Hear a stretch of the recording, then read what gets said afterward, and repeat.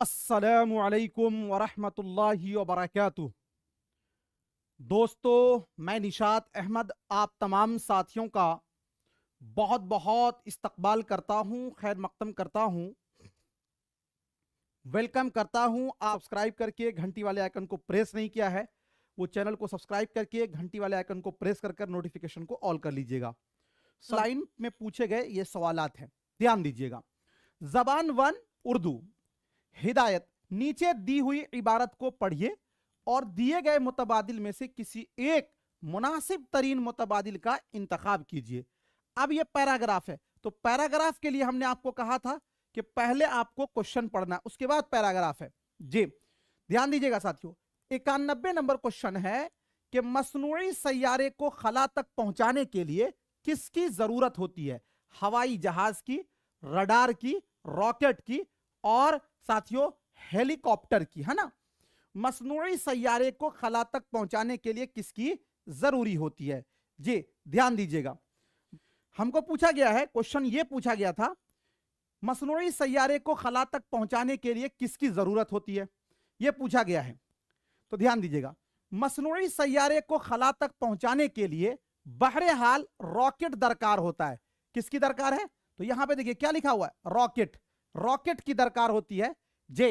तो साथियों अब आप देखिए यहां पर मसनूई सैयारे को खला तक पहुंचाने के लिए किसकी जरूरत होती है? हवाई जहाज की, रडार की, रॉकेट की। तो ऑप्शन नंबर जो है बी वाला आपका राइट हो जाएगा, ठीक है, सी वाला आपका राइट हो जाएगा। चलिए 91 का ऑप्शन नंबर सी वाला आपका राइट हो जाएगा। रॉकेट के चेंबर में ईंधन जलने से क्या होता है?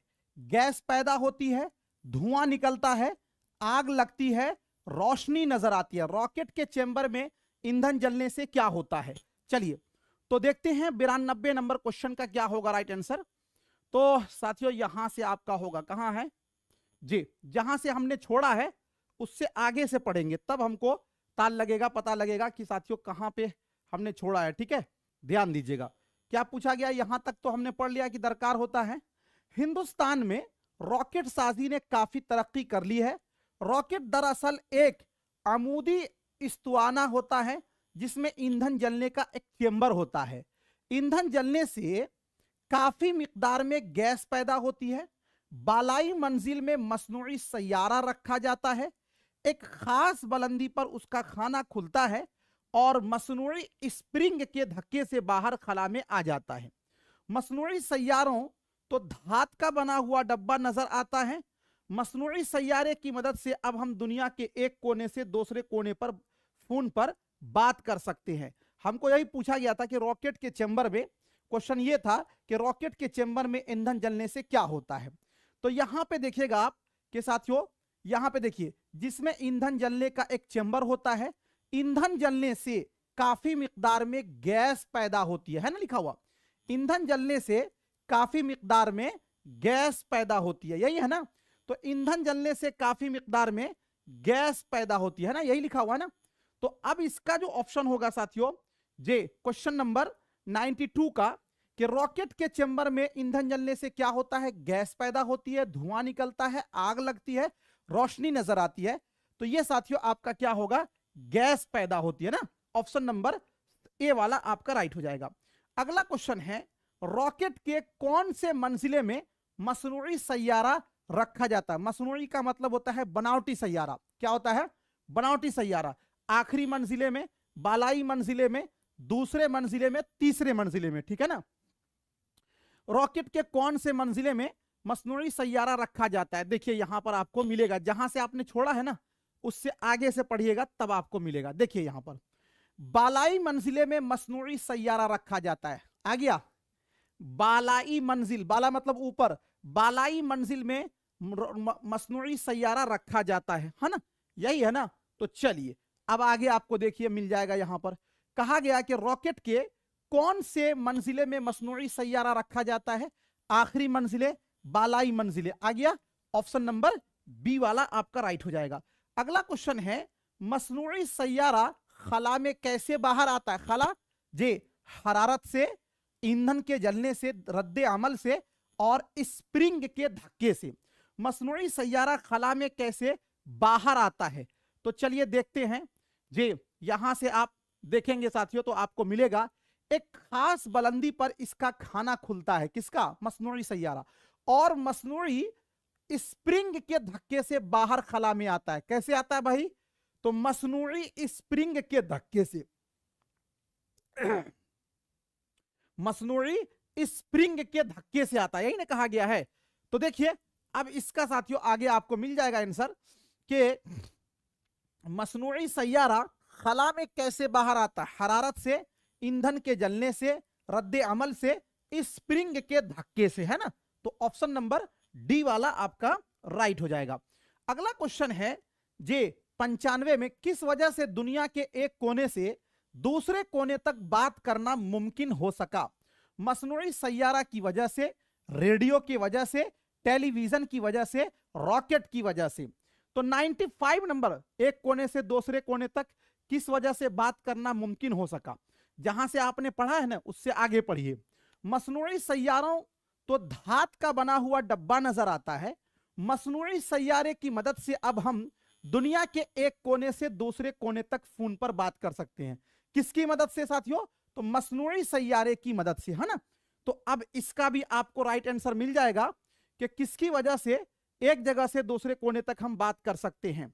जी 95 नंबर क्वेश्चन है, किसकी वजह से दुनिया के एक कोने से दूसरे कोने तक बात करना मुमकिन हो सका? तो मसनूई सैयारा की वजह से। ऑप्शन नंबर जो है ए वाला आपका राइट हो जाएगा।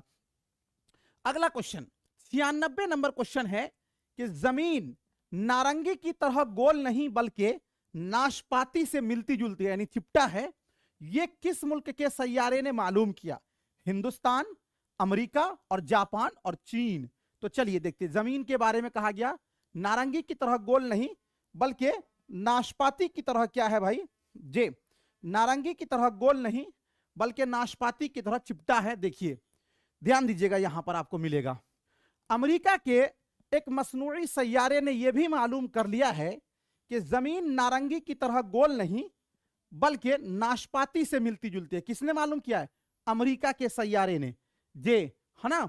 तो अब देखिए यहां पर आपको मिल जाएगा जे क्वेश्चन नंबर आपको 96 में है, जमीन नारंगी की तरह गोल नहीं बल्कि नाशपाती से मिलती जुलती है, यह किस मुल्क के सैयारे ने मालूम किया? तो अमेरिका। ऑप्शन नंबर बी वाला आपका राइट हो जाएगा। ठीक है। अगला क्वेश्चन है साथियों 97 नंबर में, मसनूई सैयारे की मदद से किसका हाल सबसे पहले मालूम किया जाता? होने वाले हादसात का, आने वाले तूफान का, आने वाले मौसम का, आने वाले खतरे का। तो किसका हाल सबसे पहले मालूम किया जाता? चलिए जहां से आपने पढ़ के छोड़ा है ना उससे आगे से पढ़िए, आपको मिल जाएगा। ध्यान दीजिएगा, यहां पर आपने यहां तक तो पढ़ ही लिया है। मसनूई सैयारे की मदद से आने वाले मौसम का हाल पहले से मालूम कर लिया जाता है। किसका? आने वाले मौसम का पहले से हाल मालूम कर लिया जाता है। प्लीज साथियों एक बार वीडियो को आप लोग लाइक कर दें अगर आपको क्लास अच्छा लग रहा है ना। चलिए साथियों 97 नंबर क्वेश्चन है, मसनूई सैयारे की मदद से किसका हाल पहले से मालूम किया जा सकता है? होने वाले हादसात गलत, आने वाले तूफान गलत, आने वाले मौसम बिल्कुल सही। ऑप्शन नंबर सी वाला जो है वो आपका राइट हो जाएगा। क्लियर। चलिए उसके बाद साथियों अगला क्वेश्चन देखिए, खला की जमा क्या होगी? खलाओं, खलाएं, खिलाफत और खलाइनों। खला की जमा क्या होगी? खला की जमा क्या होगी? तो खला की जमा खलाओं, है ना। जिस तरह देखिए याद रखिएगा, किताब की जमा, किताब की जमा साथियों किताबों, याद रखिएगा ये उर्दू जमा है। इसी तरह आपका पूछेगा बाग की जमा, तो बाग की जमा बागों, है ना, याद रखिएगा। इसी तरह साथियों खला की जमा खलाओं, क्या? खलाओं, याद रखेंगे नहीं। उसके बाद साथियों आगे आपका है बुलंदी का मुतजाद है गहराई, पस्ती, ऊंचाई और लंबाई। बुलंदी का मतलब साथियों ऊपर ऊंचा, तो इसका क्या हो जाएगा? पस्ती, है ना जी। ऑप्शन नंबर बी वाला आपका राइट हो जाएगा। अब देखिए चूंकि ये लैंग्वेज 1 है तो अब इसमें पैराग्राफ के बाद नज्म भी आएगा। नीचे दिए हुए शेरी हिस्से को पढ़िए और दिए गए मुतबादिल में से किसी एक मुनासिब तरीन मुतबादिल का मुंतखब कीजिए। हम पहले इसको नहीं पढ़ेंगे, पहले क्वेश्चन को पढ़ेंगे। देखिए कैसे हल होता है क्वेश्चन। शेर के पहले मिसरे में कौन इस फूल से उस फूल पर बैठती है? शहद की मक्खी, गुड़ की मक्खी, तितली और गौरैया। कौन इस फूल से उस फूल पर बैठती है? तो देखिए ध्यान दीजिएगा, इस फूल पे बैठी कभी उस फूल पे बैठी, बतलाओ तो क्या ढूंढती है शहद की मक्खी। इस फूल पे बैठी कभी उस फूल पे बैठी, बतलाओ तू क्या ढूंढती है शहद की मक्खी। कौन बैठ रही है भाई?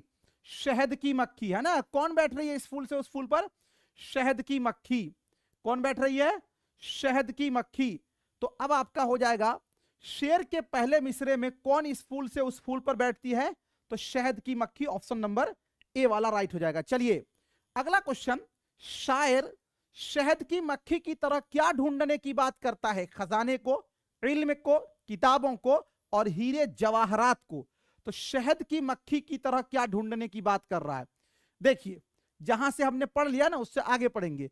इस शहद को फूलों से उड़ाती है यह मक्खी, खुद खाती औरों को खिलाती है ये मक्खी।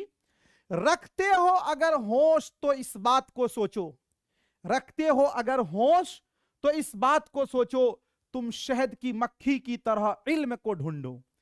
जे तो किसको ढूंढने की बात करा? इल्म को। ये हमारे लिए नसीहत भी है, हम लोग इधर उधर बोले। रखते हो अगर होश तो इस बात को सोचो, तुम शहद की मक्खी की तरह इल्म को ढूंढो। तो ये क्या होगा भाई? किसको ढूंढने की बात कर रहा है शायर? तो शहद की मक्खी की तरह इल्म को। शायर शहद की मक्खी की तरह क्या ढूंढने की बात करता है? खजाने को, इल्म को। तो बिल्कुल सही है, ऑप्शन नंबर बी वाला आपका राइट हो जाएगा। इंसान की कमाई इल्म है तो शहद की मक्खी की कमाई क्या है? फूल है, शहद है, कलियां हैं, पत्तियां हैं। तो देखेंगे जहां से हमने छोड़ा है ना, उससे आगे से पढ़ाएंगे। जे उससे आगे से पढ़ेंगे। देखिए जहां से हमने छोड़ा है उससे आगे से पढ़ेंगे। क्या हो गया भाई? चलो ध्यान दीजिएगा। ये अक्ल के आईने को देता है सफाई, है शहद तो मक्खी की ये इंसान की कमाई। बात समझिएगा, ध्यान दीजिए क्या कह रहा है। ये अक्ल के आईने को देता है सफाई। कौन? इल्म। तुम शहद की मक्खी की तरह इल्म को ढूंढो, तो इल्म क्या देता है? ये अक्ल के आईने को देता है सफाई, है शहद तो मक्खी की, यानी मक्खी की कमाई क्या है? शहद है। यह इंसान की कमाई, इंसान की कमाई क्या है? इल्म है। फिर से समझिएगा, तुम शहद की मक्खी की तरह इल्म को ढूंढो, ये अक्ल के आईने को देता है सफाई, है शहद तो मक्खी की ये इंसान की कमाई, यानी शहद मक्खी की कमाई है और इंसान की कमाई इल्म है। चलिए अब ये समझ में आपको जब आ गया तो आगे देखिए क्या क्वेश्चन कह रहा है। इंसान की कमाई, इंसान की कमाई इल्म है तो शहद की मक्खी की कमाई क्या है भाई? तो शहद है। ऑप्शन नंबर बी वाला आपका राइट हो जाएगा। अगला क्वेश्चन है, शायर किताबों को किस तरह समझने की बात कर रहा है?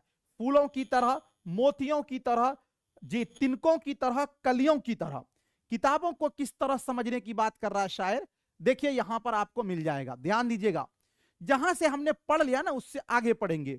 फूलों की तरह अपनी किताबों को समझना, चस्का हो अगर तुमको भी इल्म के रस का। यानी किताब को किस तरह समझने कह रहा है? फूलों की तरह। फूलों की तरह हम लोग आजकल किताब खरीदते हैं, सबसे कम क्वालिटी, पैसा दर्द लगता है किताब को खरीदने में। खरीदते तो ऐसे ही उटांग पटांग फेंके हुए, कभी जिल्द लगाने की नौबत ही नहीं आती, इसलिए कि हम लोग तो बड़े बाप के बेटे हैं ना। तो इल्म भी उसी ढंग से आपको आएगा, इसलिए कि जब तक आप किताबों की इज्जत नहीं करेंगे तब तक थोड़ी आएगा। शायर किताबों को किस तरह समझने की बात कर रहा है? तो साथियों फूलों की तरह, है ना। ऑप्शन नंबर ए वाला आपका राइट हो जाएगा। चलिए किताब की जमा क्या है? किताबों, मकतूबात, किताबियात और मकातिब। तो किताब की जमा है किताबों, ऑप्शन नंबर ए वाला आपका राइट हो जाएगा।